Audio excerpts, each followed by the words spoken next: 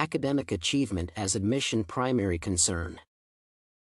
Tertiary education is becoming more common worldwide as the governments support the universities and colleges to foster youth development. Good GPA at school and academic accomplishments are being viewed as the key to college admission.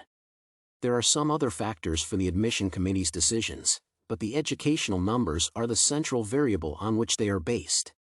Although the practice was broadly used for about half the century and proved its applicability, there are questions about the fairness of the system.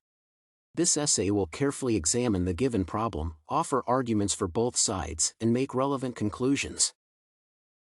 The school grades often distinctly demonstrate the ability of the students to learn, process materials, and interact with teachers and peers effectively. According to the results of the study by Kriegbaum, academic performance is directly proportionally related to one's intelligence. As the colleges are primarily the institutions that are aimed for education and further research for social well-being, the high level of intellect among the students is of paramount importance. Although many could argue that educational achievement is not the primary goal for some people, it should be noted that in this case enrolling in college could be a waste of time for them. Tertiary education is necessary for networking and socializing, as well as for distributing the knowledge to those who are interested in acquiring it.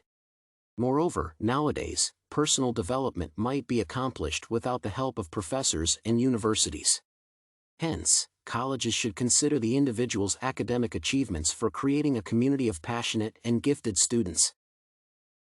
One could argue that extracurricular activities of the high school students could adversely affect their grades, demonstrating the wrong picture about their intellectual abilities.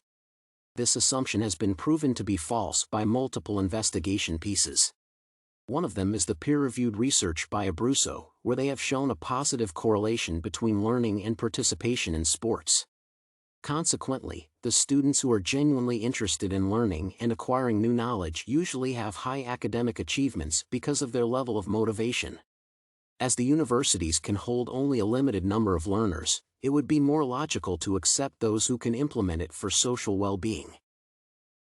The opposers of the present scheme often point to the lack of objectivity when making decisions based on academic honors.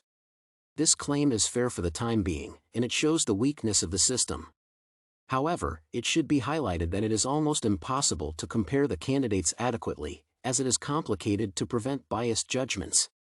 To minimize the influence of prejudices and favoritism, candidates today need to write their motivational letters, which are the bridge between the university official and the applicant. To conclude, the existing college admission system, which is profoundly based on an individual's academic achievements, is the most feasible and helpful. The universal implementation of GPA is a proven useful tool for assessing the student's intelligence, which is essential for contributing to college society. Although personal accomplishments should be considered too, they are of less importance, because those people can develop their skills in other institutions. Unfortunately, colleges cannot afford to provide education to everybody. The limitations of the admission approach are compensated by the consideration of the applicant's motivation and ambitions.